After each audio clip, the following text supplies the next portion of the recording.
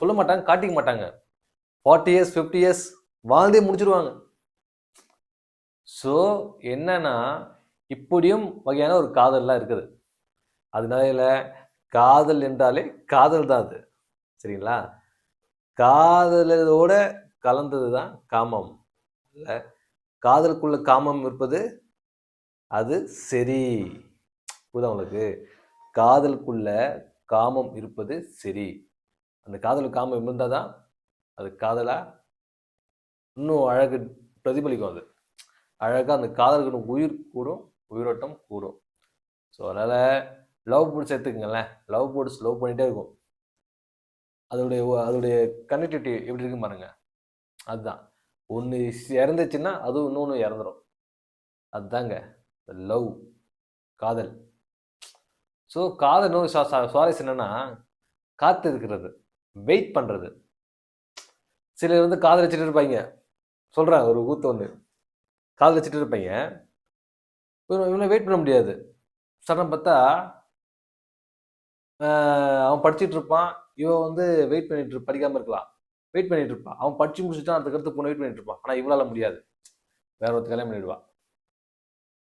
அதே போல் அவனை பையனை தெரியுங்களா, அதே போல் அவனும் அப்படிதான். அந்த காமத்துக்காக காத்திருக்க முடியாம வேற ஒரு திருமணம் செய்து கொள்றாங்க இல்லையா?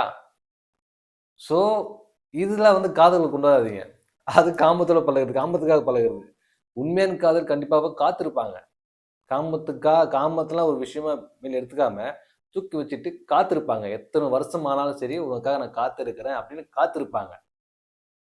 That is the love. அதுதான் காதல். அந்த மாதிரி காதலாம் கிடைக்க ரொம்ப ரொம்ப ரொம்ப கஷ்டம். காத்திருக்கிறது காதலுக்கு மிக மிக மிக மிக அது ஒரு பவர். அந்த வகையில் எல்லாருக்கும் வந்து என்னுடைய நன்றி தெரிவிச்சுக்கிறேன். காதலிங்க, காதல் தான்.